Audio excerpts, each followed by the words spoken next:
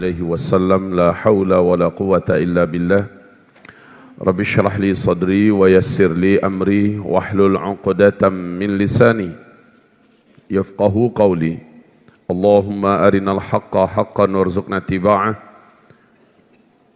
وأرنا الباطل باطلا وارزقنا اجتنابه اللهم لا سهل إلا ما جعلته سهلا وأنت تجعل الحزن إذا شئت سهلا رب اشرح لي صدري ويسر لي أمري واحلل عقدة من لساني يفقهوا قولي أما بعد.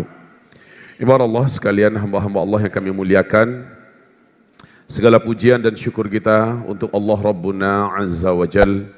Salawat beserta salam kita untuk asyrafil anbiya wal mursalin Sayyidina Muhammadin sallallahu alaihi wasallam. Saudara-saudaraku, saya mau bertanya, tolong dijawab. Kita ada berapa fase dalam kehidupan ini sejak Nabi Muhammad diutus sampai nanti seluruh orang Islam yang beriman Allah wafatkan? Ada berapa fase? 5. Fase keberapa kita sekarang? Fase keempat ini adalah fase penjajahan. Fase pertama, kedua, ketiga, Islam yang memimpin dunia. Fase kelima, Islam kembali memimpin dunia.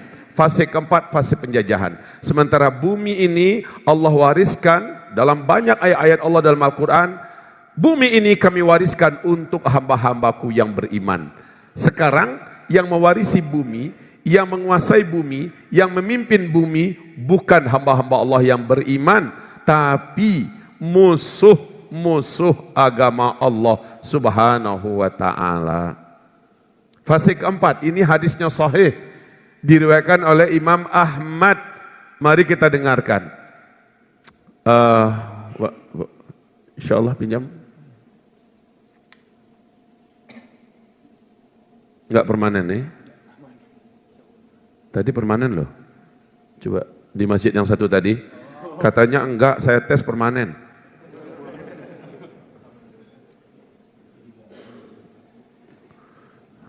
Ya, apa hapusnya? Coba perhatikan di sini. Jadi ada 5 fase. Fase pertama, Nabi Muhammad langsung yang memimpin kita. Fase an-nubuwah. Fase kedua, setelah Nabi Muhammad meninggal, yaitu fase khilafah ala minhajin nubuwah, kekhalifahan dengan metode kenabian. Ini fase kedua, berlangsung 30 tahun. Kemudian fase ketiga, mulkan adhan. Fase para khalifah menggunakan sistem kerajaan, mulkan adhan. Ini masih khalifah tapi sistem-sistem kerajaan, atau mulukan adudah. Dan fase keempat, nah ini fase kita, saya perbesar. Ini bukan berarti lama waktunya, tidak. Kalau ini ya lama, 1227 tahun. Kalau ini 30 tahun, ini 23 tahun. Tapi kalau ini tidak lama, insya Allah tidak lama. Lebih kurang hanya 100-an tahun. Baik, ini adalah mulkan jabarian atau fase kediktatoran.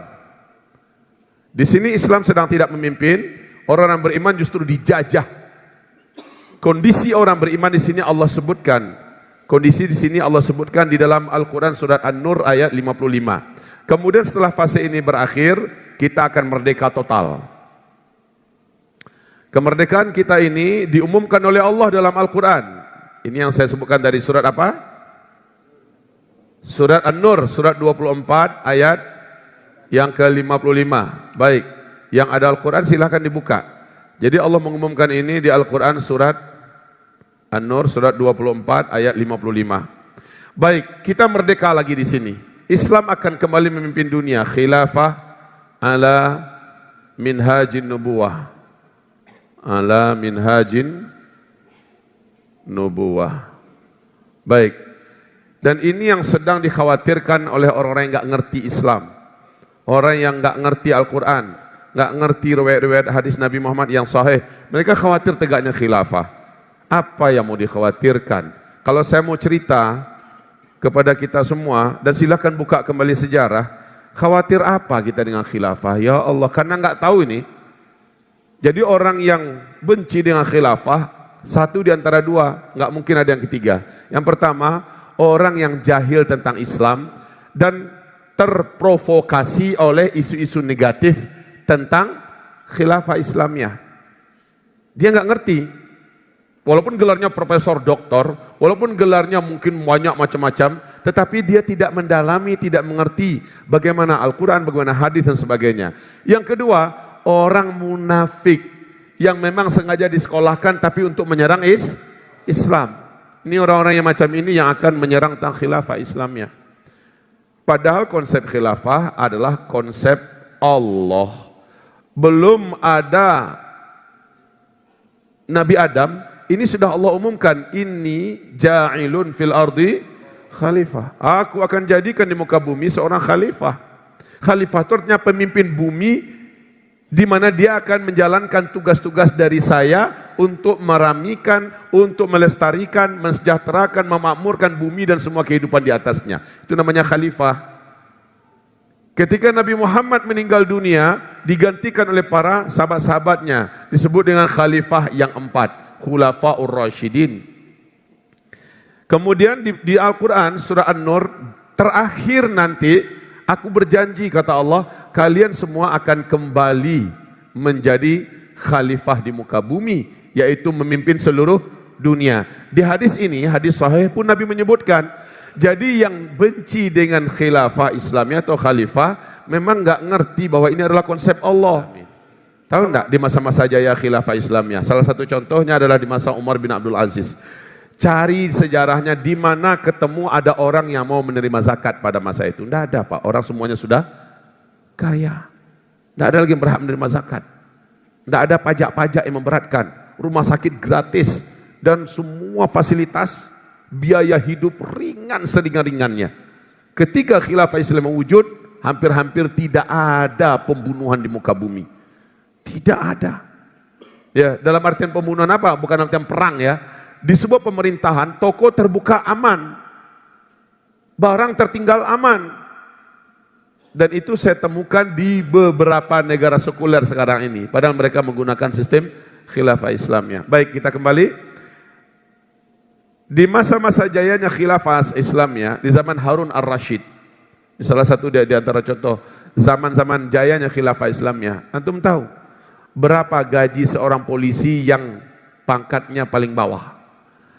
Gaji seorang polisi pada masa itu kalau diuangkan dengan uang rupiah kita setara dengan 46 juta rupiah. Gaji seorang polisi. Di luar daripada fasilitas rumah, kendaraan, ya, tunjangan ini, tunjangan itu. Gaji seorang guru biasa itu setara dengan uang kita 36 juta rupiah. Kemana mau dicari orang yang mau menerima zakat? Sementara biaya hidup murah, tidak ada pajak. Ketenangan Masya Allah, tidak ada yang berani mencuri karena hukum Allah jalan. Mencuri, nanti tangannya akan dipotong, lalu digantung, jadi kalung selama 1 minggu, diawetkan, di kalung selama 1 minggu, kemanapun harus dia bawa itu. Pertanda bahwa saya sudah mencuri, ini lihat. Dan akhirnya orang takut mencuri di mana-mana, aman harta orang di mana-mana. Kalau ada yang membunuh, 1 orang terbunuh menyelamatkan nyawa jutaan orang. Karena orang akan takut, membunuh dengan cara apa? Dia akan dibunuh dengan cara yang sama. Sebelum Raja Salman kemarin naik, hukum qisas itu masih berlaku di Arab Saudi. Dalam 1 tahun, orang yang menjalani qisas hanya paling-paling 13 orang dalam 1 tahun. 13 orang, 15 orang. Kalau di kita, 1 jam 13 orang mati. Ternyata hukum qisas itu menjaga nyawa. Walakum fil qisasi hayah. Untuk kamu penerapan hukum qisas itu adalah jaminan kehidupan. Menjalankan syariat Allah SWT mengundang keberkahan yang luar biasa. Dan di fase kelima kata Nabi, tidak ada satupun manusia di muka bumi yang akan berbunuh-bunuhan. Satupun gak ada. Di fase kelima, saking barokahnya khilafah Islamiyah ini, semua kekayaan yang terpendam dalam perut bumi akan muncul ke permukaan. Muncul ke permukaan. Sehingga ibaratnya kita berjalan, tahu-tahu kaki kita tersandung oleh sebuah emas sebesar batok kelapa.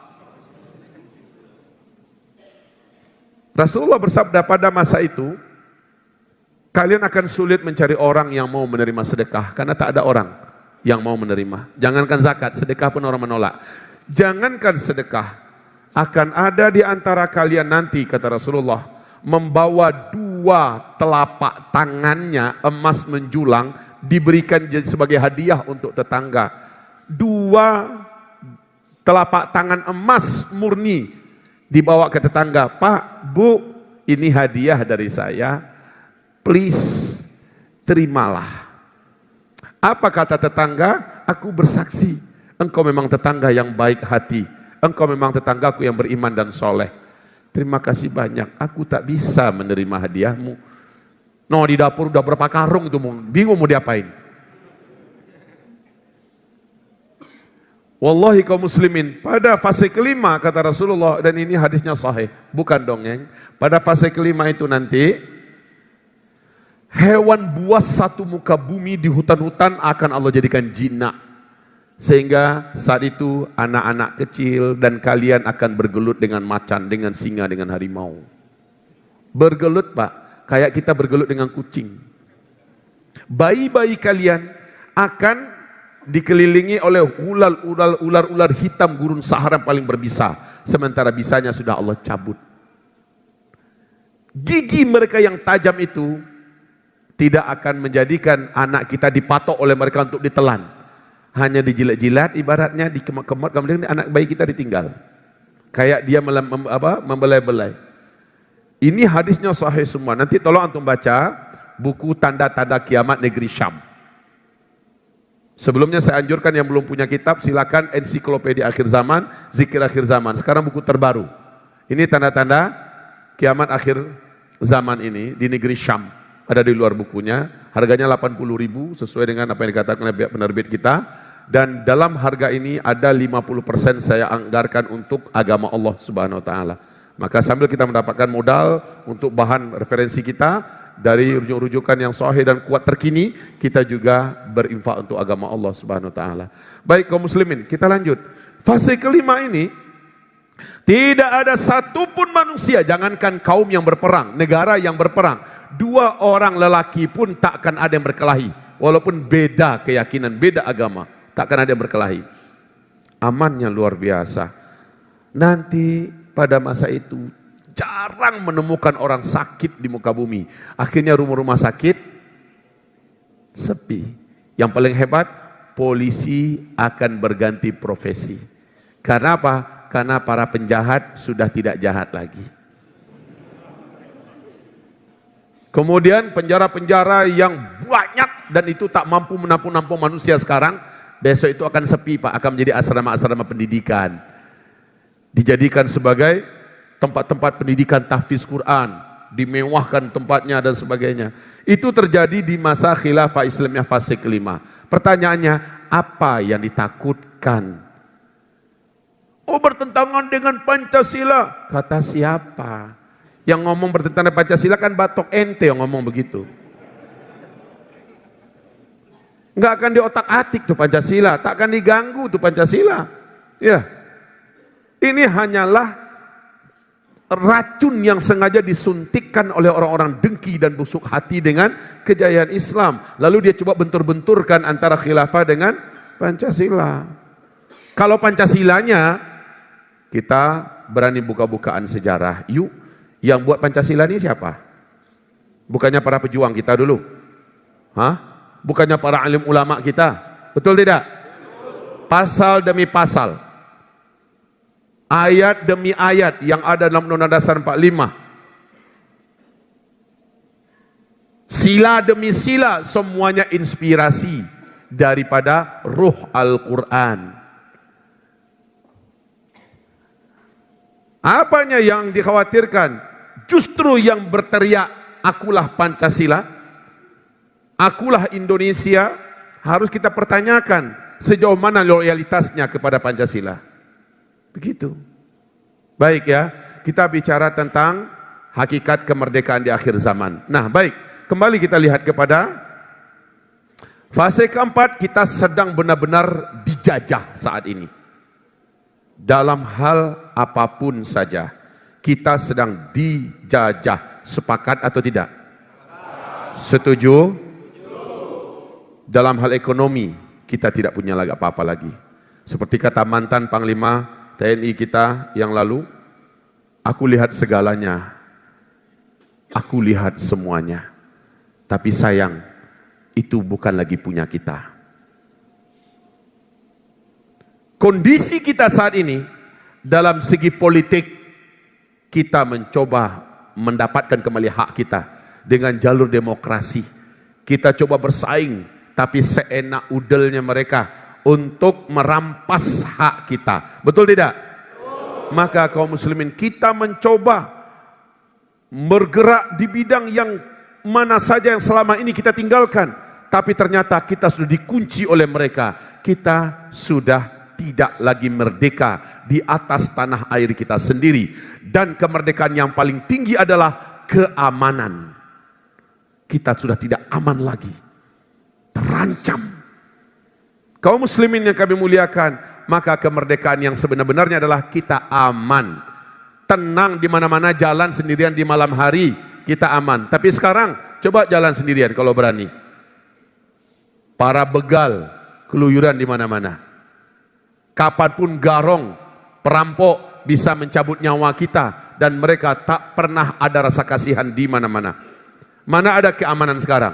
Begitu juga ketika kita mencoba menjalankan agama Allah, memasukkan anak-anak kita ke sekolah-sekolah yang bagus secara agama, maka langsung disematkan kepada kita gelar-gelar yang membuat kita tidak akan aman dan nyaman lagi hidup. Sebagai fundamentalis, sebagai radikalis, sebagai calon teroris, dan sebagainya.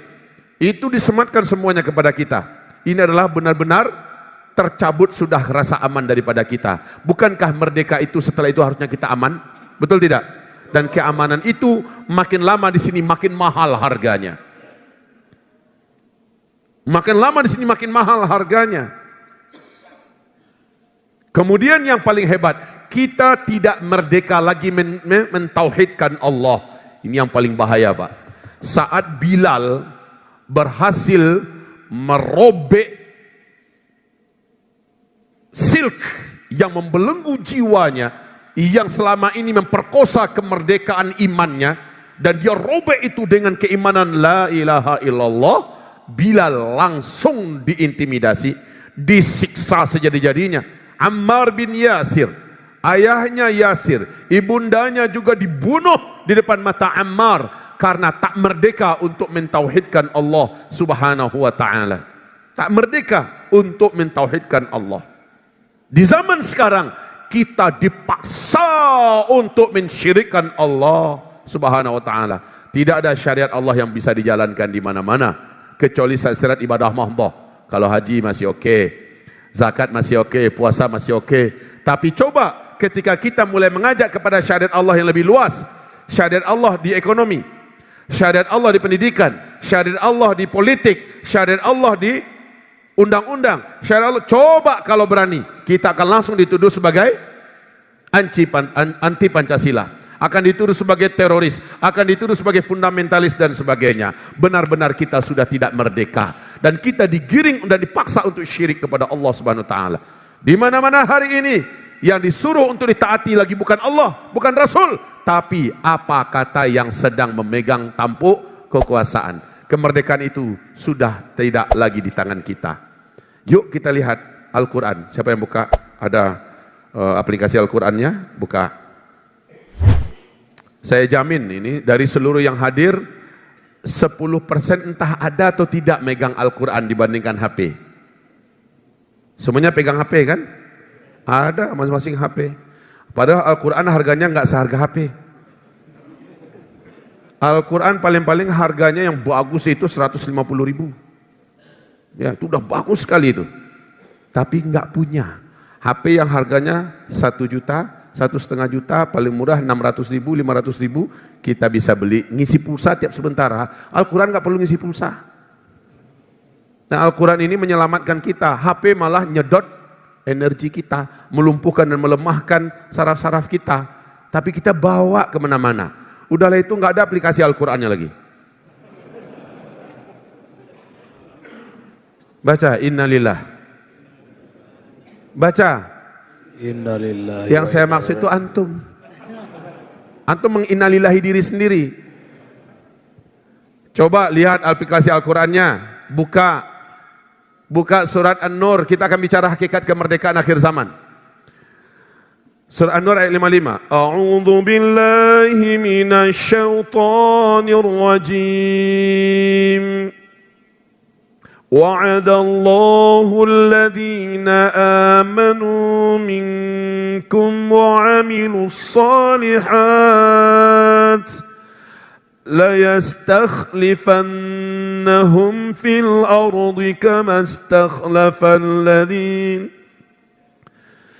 استخلف الذين من قبلهم وليمكنن لهم دينهم الذي ارتضى لهم وليبدلنهم من بعد خوفهم أمنا يعبدونني لا يشركون بي شيئا ومن كفر بعد ذلك فأولئك هم الفاسقون. اللهم ارحمنا بالقرآن وصدق الله العظيم. Lihat artinya, wa'adallah, Allah telah berjanji, alladzina amanu minkum, janji Allah ini untuk orang-orang yang beriman di antara kamu, yang imannya benar, nggak ada syirik-syiriknya, ya, imannya kuat, nggak ada lemah-lemahnya. Wa amilus sholihat, di mana orang beriman itu senantiasa menjaga amal soleh mereka, baik amal soleh dalam bentuk ibadah mahdhah atau amal soleh dalam bentuk ibadah jamaah dan harakah, dakwah. Wa amilus sholihat, apa yang Allah janjikan? La yastakhlifannahum fil ardi, sungguh benar-benar pasti mereka akan kembali memimpin seluruh muka bumi. Kama stakhlafal ladzina min qablihim, sebagaimana Allah telah mengangkat orang-orang sebelum mereka sebagai pemimpin muka bumi. Nah, ini yang dimaksud oleh Allah, yang sebelum mereka itu adalah fase pertama, kedua, dan ketiga. Lalu ada fase kekosongan. Kaum muslimin dan orang beriman sedang tidak menguasai dunia dan dikuasai malah di sini. Kita di sini dirampok, dijajah, ya. Sehingga kita tidak leluasa menyembah Allah dengan cara yang benar. Total, kita nggak bisa mewujudkan udkhulu fis silmi kafah, nggak bisa. Justru yang ada di sini adalah khaufan. Ini yang terjadi di sini, dan syirkan. Ini khaufan mujbaran, secara paksa kita dibuat jadi takut, dan ini secara paksa kita diarahkan kepada melakukan perbuatan syirik, ya. Nah, Allah janjikan di fase kelima kamu akan kembali merdeka dalam menjalankan syariat kamu. Kamu merdeka dalam memanfaatkan semua kekayaan yang aku munculkan, yang aku berikan kepada kamu. Sekarang kekayaan kita bukan kita menikmati. Ketenangan hidup kita sudah tidak lagi menjadi milik kita. Hari demi hari kita akan terus di dalam tekanan dan penjajar secara pasti. Ke depan, wahai kaum muslimin, apa yang akan kita miliki di bumi ini? Tidak ada. Tapi Allah menjanjikan akan jadi milik kamu lagi, hai hamba-hambaku. Allah janjikan. Dan terus kita lihat. Sebelum, mari kita lihat kembali ayatnya. وَلَا يُمَكِّنَنَّ لَهُمْ دِينَهُمُ الَّذِي ارْتَضَى لَهُمْ. Dan ketika khilafah Islamiyah fase kelima itu nanti tegak, agama ini akan kembali aku kokohkan. Maknanya apa? Sebelum tegaknya fase kelima, tegaknya khilafah Islamiyah di fase kelima, agama Allah ini benar-benar sedang goyang. Kalau Allah mengumpamakan agama ini ibarat batang pohon, sedang goyang segoyang-goyangnya. Nah, bisa dibayangkan enggak? Kalau goyang segoyang-goyangnya, apa yang ada di atas batang pohon itu peluangnya untuk jatuh dan berguguran sangat tinggi. Yang enggak kuat cengkeramannya akan jatuh ke bawah. Dan ini di fase ini kata Nabi, banyak orang-orang dari umatku paginya masih ada iman, sorenya dia sudah lepas dari imannya. Sorenya ada orang yang masih beriman, besok paginya dia sudah lepas dari imannya. Karena pada fase keempat benar-benar diteror, benar-benar dituju, ditarget, diserang. Akhirnya umat ini banyak yang berguguran. Apalagi dengan munculnya, puncak dari fitnah itu adalah munculnya tanda besar kiamat yang kedua, yaitu Dajjal. Ini puncak dari segala petaka dan fitnah yang ada. Baik, kaum muslimin, hamba-hamba Allah yang kami muliakan, Allah firmankan, agama ini dengan tegaknya kepemimpinan yang mendunia di tangan kalian akan kembali kokoh. Wala yumakkinanna lahum dinahumul ladzi irtada lahum. Aku benar-benar akan pasti kuatkan kembali agama yang telah aku ridhoi untuk kalian. Wa raditu lakumul Islam aku ridhoi kalian dengan Islam ini sebagai agama resmi. Dari Nabi Adam, Idris, Nuh, Hud, Saleh, Ibrahim, Lut, Ismail, Ishaq, Yaqub, Yusuf, Ayub, Shu'aib, Musa, Harun, Zulkifli, Daud, Sulaiman, Ilyas, Ilyasa, Yunus, Zakaria, Yahya, Isa alaihi salam. Seluruh agama mereka satu, hanya Islam. Inna dina indallahil, hanya Islam seluruh agama mereka. Nah, kaum muslimin yang kami muliakan, aku akan kokohkan agama Islam ini kembali. Karena di fase keempat, agama Islam ini dikeroyok rame-rame untuk ditumbangkan. Akan tumbang gak Islam? Akan tumbang gak Islam? Akan tumbang gak Islam? Kenapa? Kenapa? Baca sama-sama. Huwallazi arsala rasulahu bil huda wa dinil haqq liyuzhirahu ala dini kulli walau karihal kafirun walau karihal musyrikun. Dialah Allah yang telah mengutus Nabi Muhammad membawa agama yang benar ini, dan agama ini akan Allah unggulkan selalu di atas agama-agama yang lain, walaupun orang-orang kafir, orang musyrik, orang munafik benci Islam ini akan tegak. Tapi demi Allah, dalam Al-Quran Allah menjamin, dalam Al-Quran Allah menjamin Islam ini takkan pernah bisa tumbang. Justru makin digoyang, makin kokoh dia. Yuriduna liyutfi'u nurallah biafwahihim wa ya'ballahu illa ayyutimma nurah walau karihal kafirun.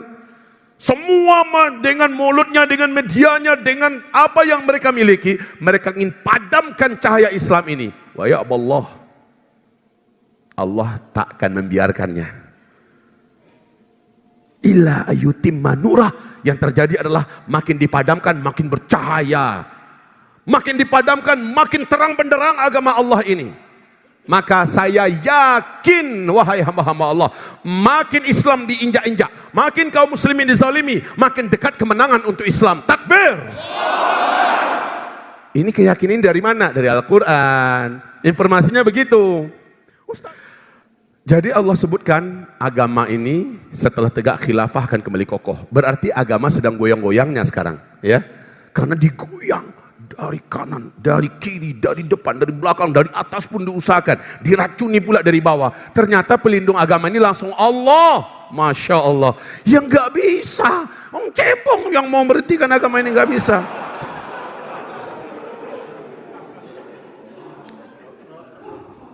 Coba antum coba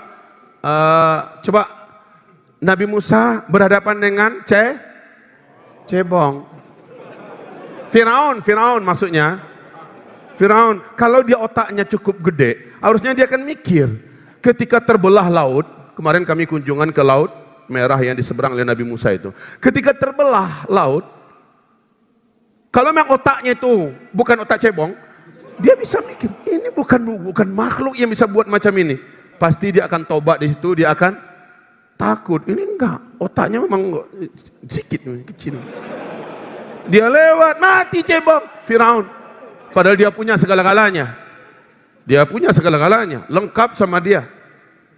Orang terbesar dan terkuat di muka bumi ini hanya ada 4. 2 Islam yang punya, 2 penjahat yang punya. Yang Islam yang punya siapa? Sulaiman alaihissalam dan Zulkarnain yang agung. Yang penjahat siapa yang punya? Dia adalah Fir'aun laknatullah alaih, Ramses II yang saya lihat kemarin jasadnya, dengan mata kepala dilihat jasadnya. Kemudian yang satu lagi Namrus. Ini Namrus ini orang terkuat di dunia, orang yang kekuasaannya luar biasa. Mati. Kalau Namrus pakai lalat, Allah matiin. Hina bener. Kalau Fir'aun, kelelep.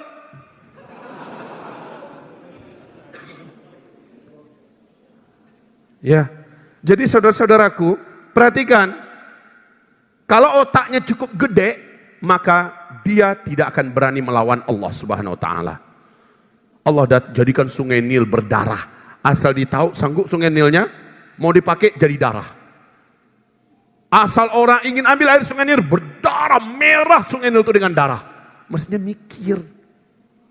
Tapi cebong nggak pernah mikir. Sepanjang sejarah mereka tuh kayak gitu, selalu begitu. Yang mereka serang adalah kebenaran yang datang dari Allah. Qul ja'al haqq wa zahaqal batil. Nah, saudaraku, hamba-hamba Allah yang kami muliakan, tetap saja qul ja'al haqqu, lanjut, wa zahaqal, katakan kalau yang hak sudah datang, maka yang batil pasti hilang. Wala yubaddilannahum min ba'di khawfihim amna. Ini kondisinya sebelum khilafah Islamiyah tegak. Kondisi orang yang terjajah. Dan kondisi kalian taat saat sudah wujudnya khilafah Islamiyah. Seluruh hidup kalian aman, aman, seaman-amannya, amna. Akan ada seorang wanita, kata Rasulullah, akan berjalan kaki seorang diri, tanpa muhram, tanpa rombongan, dari Hadramaut menuju ke Masjidil Haram dan melaksanakan ibadah manasik haji seorang diri tanpa rombongan, berjalan kaki. Kenapa berjalan kaki? Karena pada masa itu teknologi sudah terhenti. Ya, jalan kaki tanpa rombongan, tanpa muhram, tanpa siapa, aman, pergi aman, pulang aman, melaksanakan ibadah manasik aman. Masya Allah, aman. Ini hadisnya Sahih Bukhari, hadisnya Sahih Muslim. Kapan itu Ustaz? Di masa fase kelima. Fase kelima. Tak ada orang yang akan kelahi, merampok, menjagal, memperkosa. Enggak ada. Fase kelima. Amna. Puas menyembah Allah setotal-totalnya, menjadi muslim kafah, sekafah-kafahnya. Tidak ada ancaman. Masya Allah. Hidup juga aman. Makan, minum, gak perlu mikir. Harta kekayaan melimpah ruah. Kemakmuran, kesejahteraan tidak bisa diucapkan lagi dengan kata-kata. Hadis ini sahih saudara. Kapan itu terjadi? Fase tegaknya khilafah Islamiyah. Kapan itu? Setelah malam berakhir, terbitlah fajar. Sehabis fajar, hari-hari berat, waktu-waktu berat menuju syuruk. Saat sudah syuruk, maka hilanglah semua kegelapan. Ya, yang jahat-jahat di masa kegelapan itu, yang suka kegelapan terus bertahan, biasanya vampir. Ya kan? Dracula, pocong, wewe gombel, genderuwo, kuntilanak, siluman, sontoloyo, maksud sontoloyo. Mereka-mereka yang gak senang matahari terbit. Lah, mereka senang gak senang mataharinya tetap terbit apa tidak? Jawab, senang gak senang para penjahat-penjahat itu matahari tetap terbit apa tidak? Tetap terbit apa tidak? Tetap akan terbit. Jadi fase kelima ini tetap akan wujud. Walaupun para pembesar-pembesar bersuara di media-media mereka ini tidak boleh ada. Dan diperangi siapapun yang sama dengan mengatakan, siapa yang mengatakan matahari akan terbit, akan kami pancung. Memangnya dengan dipancung-pancungnya orang itu matahari tidak terbit. Tetap akan terbit. Makanya ini busyrakum, ini kabar gembira. Kabar gembira untuk kita semua. Kita sedang mengadakan acara renungan hakikat kemerdekaan. Besok 17 Agustus. Dengan teriakan takbir dulu, proklamasi kemerdekaan dikumandangkan. Dengan takbir, Indonesia ini berdarah-darah dimerdekakan oleh para pahlawan dan syuhada kita, oleh para santri-santri dan ulama kita. Dan sekarang takbir itu sekarang dianggap sebagai ancaman dan teror. Bendera tauhid dianggap sebagai ancaman dan teror. Inna lillahi wa inna ilaihi raji'un. Tidak apa-apa, tidak apa-apa. Yang mereka takutkan tetap akan wujud. Seperti takutnya Fir'aun, akan muncul lelaki yang nanti akan menghabisi kekuasaannya. Walaupun Fir'aun sudah melakukan segala makarnya, laki-laki tersebut tetap muncul apa tidak? Tetap wujud apa tidak? Dialah Musa alaihissalam, justru Fir'aun sendiri yang mengasuhnya. Dan Fir'aun berakhir di tangannya. Allah yang habisi dia. Maka ingat ini, jadikan pelajaran oleh Anda, wahai Donald Trump. Dan antek-anteknya di bawah. Seluruhnya di berbagai negara. Nah, jangan disambung. Jangan diteruskan. Ya Allah, ini baru merdeka sebenarnya. Aman kita. Aman. Jalan kaki seorang diri. Aman. Nggak perlu lagi takut lapar, nggak akan ada kelaparan demi Allah. Khilafah Islamnya tegak ketika Umar yang menjadi khalifah. Umar bin Khattab. Umar berkata, bersumpah demi Allah, apabila di negeri ini ada yang lapar, maka saya yang paling pertama akan lapar. Jika di negeri ini orang-orang bisa kenyang, biar saya paling terakhir untuk merasakan kenyang. Karena pemerintah dalam Islam memprioritaskan kesejahteraan rakyatnya. Sampai-sampai Umar bin Khattab menyediakan waktunya untuk langsung menyatroni keadaan rakyatnya. Nyamarlah caranya, ya, di sepertiga malam terakhir dia keluar, dia lihat langsung bagaimana. Itu baru pemimpin. Tidak ada kezaliman, Masya Allah, aman. Yahudi datang dari Mesir, melaporkan kepada Umar bin Khattab, tanah saya dirampas oleh gubernur ente, hai Umar bin Khattab. Kata si Yahudi. Umar berkata, apa yang terjadi? Itu kata gubernur ente, masjidnya udah nggak muat lagi menampung orang-orang muslim untuk sholat. Lalu tanah di sebelah masjid itu tanah saya. Dia memang sudah tawar dengan harga berlipat-lipat, saya nggak mau jual, kata saya. Tetap dirampoknya, tetap dirampasnya, walaupun diganti dengan tanah yang lebih baik di tengah kota. Lah saya kan nggak mau, kenapa dipaksa? Jadi saya menuntut keadilan. Memang Yahudi otaknya itu luar biasa tuh. Otaknya bekudis. Diganti lebih baik di tengah kota dengan lebih lapang, lebih mahal, dia tak nggak mau karena ini akan jadi masjid. Orang Yahudi itu penuh dengan kedengkian dalam dada mereka itu. Ya, apa kata Umar? Masya Allah, gubernur saya buat macam itu. Iya. Oke. Umar bin Khattab suruh pegawai bawa tulang kemari. Lurus di atas tulang itu dengan mata pedang Umar. Tahu aja lah tenaga Umar kan. Habis itu dibungkus oleh Umar bin Khattab. Serahkan pada Amr ibn al-As, gubernur saya di Mesir. Engkau akan dapatkan kembali tanahmu. Bingung si Yahudi. Jauh-jauh datang dari Mesir, dikasih tulang. Maka dengan nggak ngerti, juga ada putus asa, dia kembali ke Mesir. Dia jumpa dengan gubernur Umar bin Khattab, Amr bin al-As. Dan dia katakan, saya sudah laporkan perbuatan kamu merampok tanah saya kepada Amirul Mukminin kalian, Umar bin Khattab. Terus apa katanya? Dia serahkan kepada saya ini yang diserahkan kepada ente. Maka dibuka, dilihatnya ada tulang, ada goresan pedang lurus, menggigil Amr bin al-As. Keluar keringat dingin. Si Yahudi bingung, ada apa nih? Kok bisa? Dia takut. Kok ada apa nih? Lalu apa kata Amr bin al-As? Tukang, seluruhnya berhenti kerja. Hancurkan yang sudah terlanjur dibangun, ratakan kembali dan sediakan seperti semula, serahkan kembali tanah kepada si Yahudi. Nggak jadi perlebaran masjid. Tambah bingung si Yahudi. Pak, sebentar Pak, tanya Cik dulu Pak. Saya dikasih tulang, dan engkau melihat tulang, engkau serahkan kembali tanah saya. Sebenarnya ada apa ini? Apa kata beliau? Dalam hukum Islam, dalam pemerintahan Islam, tidak ada. Ini adalah isyarat dari Umar bin Khattab. Saya diperintahkan dengan goresan pedang lurus ini di atas tulang adalah berlaku lurus dan adillah engkau. Jika tidak, dengan ujung pedangnya Umar bin Khattab, saya akan jadikan tulang belulang ini.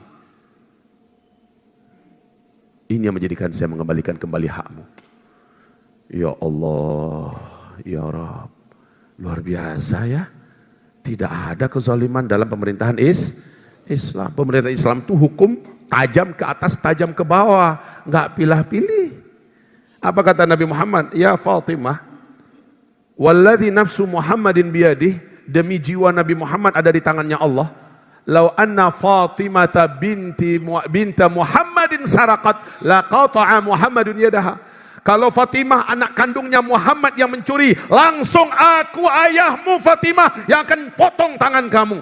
Hukum itu begitu, Pak. Ali bin Abi Thalib selaku khalifah Islam dikalahkan di persidangan melawan Yahudi. Yang Yahudi itu mencuri baju perangnya, baju zirahnya. Dalam pengadilan Ali kalah karena Ali tidak punya saksi yang cukup. Ketika Ali mengatakan istri saya, oh enggak bisa. Kata Abu Musa al-Asy'ari sebagai hakim ketika itu. Ini pegawai saya, oh enggak bisa. Itu masih anak buah kamu. Ini budak saya, enggak bisa. Harus ada orang lain, bukan dari orang-orang dari bawahmu. Macam mana caranya? Kalau begitu saya enggak punya saksi yang lain. Kalau begitu ente kalah. Yang benar si Yahudi, itu milik Yahudi. Demikian dikalahkan Ali bin Abi Thalib, sang khalifah yang menguasai 2/3 dunia, dikalahkan oleh pengadilan di mana saat itu lawannya adalah Yahudi. Akhirnya si Yahudi dengan lurus berkata, asyhadu an la ilaha illallah wa asyhadu anna Muhammadar Rasulullah. Sebagaimana yang kisah tanah tadi juga begitu. Begitu dalam Islam ya. Begitu pemerintahan dan hukum dalam Islam. Iya. Maka si Yahudi berkata, ajarkan cara saya masuk dalam agama ini. Maka diajarkan syahadat dan dia pun bersyahadat masuk Islam. Apa katanya? Jangan runtuhkan, biar lanjutkan. Tanah itu saya wakafkan untuk Islam. Masya Allah. Coba lihat antum, keadilan dalam khilafah Islamnya itu macam itu.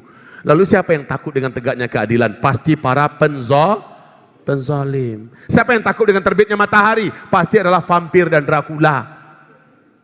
Gitu aja kesimpulannya. Jadi hakikat kemerdekaan apa? Lanjut, terakhir. Saya sudah dapat isyarat ini. 5 menit lagi tanya jawab. Tanya jawab itu kalau materi sudah selesai, baru tanya jawab. Ini belum.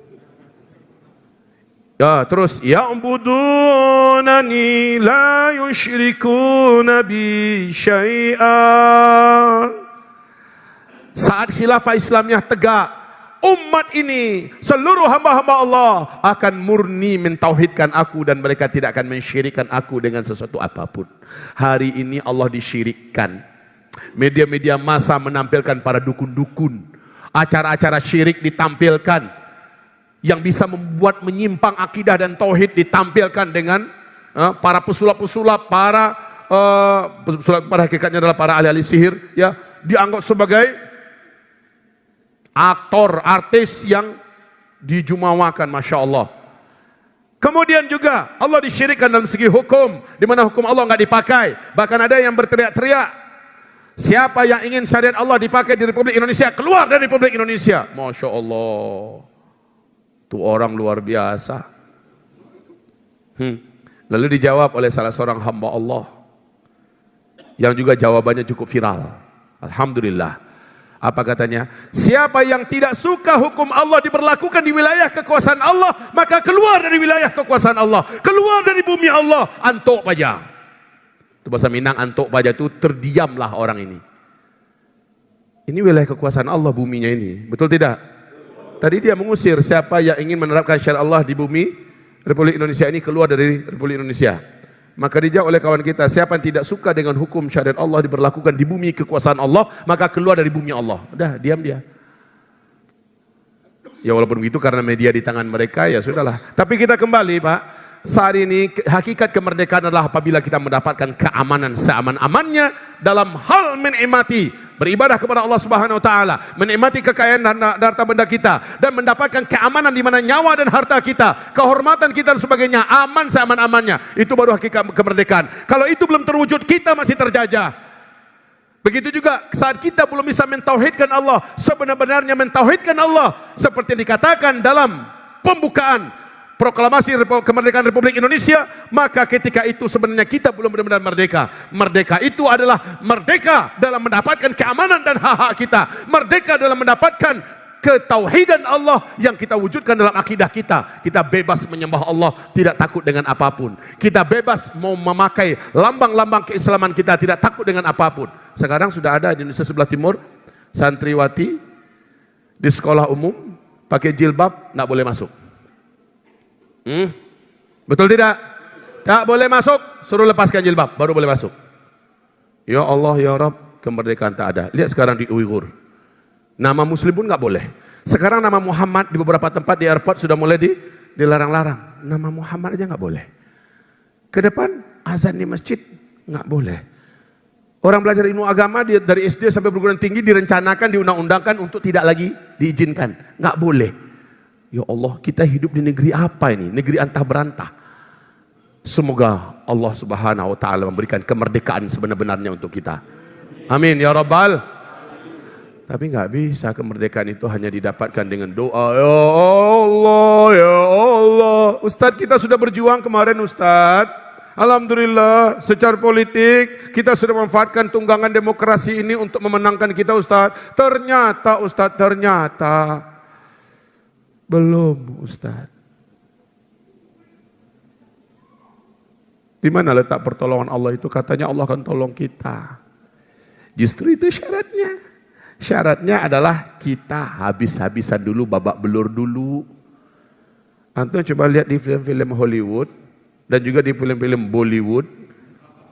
Coba antum lihat itu. Jagoan itu babak belur dulu enggak?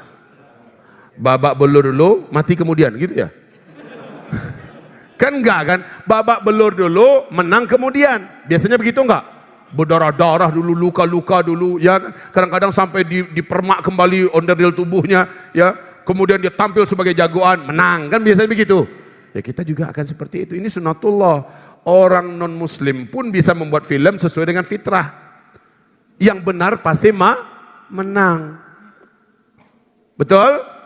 Maka Islam ini agama benar apa agama salah? Agama benar apa agama salah?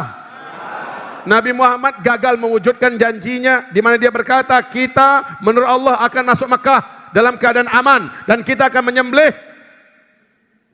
sembelihan haji di Masyairil Haram. Wah, semangat para sahabat. Mereka berangkat dengan penuh semangat, tidak ada niat untuk perang. Tiba-tiba mereka dicegat di Hudaybiyah. Lalu dikatakan singkatnya, kembali kalian ke Madinah. Enggak boleh masuk tahun ini. Dibuat perjanjian. Yang isi perjanjian itu seluruhnya merugikan. Ngedumel para sahabat. Ngedumel. Apa kata Nabi? Saudaraku minta maaf ya. Belum sekarang ternyata. Kapan? Allah saja yang menetapkan pas janji Allah akan terwujud. Umar bin Khattab berkata, ya Rasulullah, engkau kan Rasulullah. Iya. Lalu kenapa kita dihinakan macam ini? Kau percaya enggak saya Rasulullah? Iya. Kau percaya enggak saya akan ditolong oleh Allah? Iya. Lalu diam ajalah, kata Rasul. Iya. Pulang Pak, balik semuanya. Enggak jadi haji tahun itu. Enggak jadi haji tahun itu. Baca dalam surat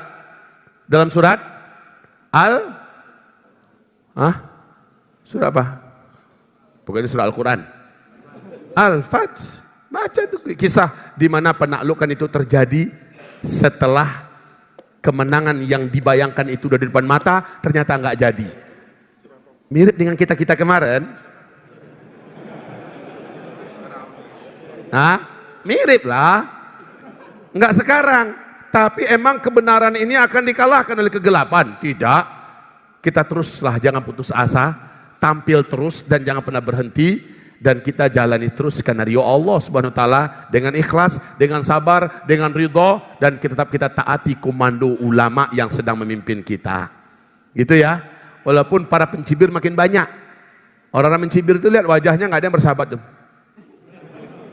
Wajahnya gitu semua tuh, ngeliat mentang-mentang media di tangan mereka, udah nggak apa-apa. Sampai kapan mereka bisa kasih wajah macam itu? Ketika mereka melihat Islam yang menang, dimenangkan oleh Allah Subhanahu wa taala. Saat itu orang munafik berkata, "Alam nakum ma'akum? Alam nakun ma'akum?"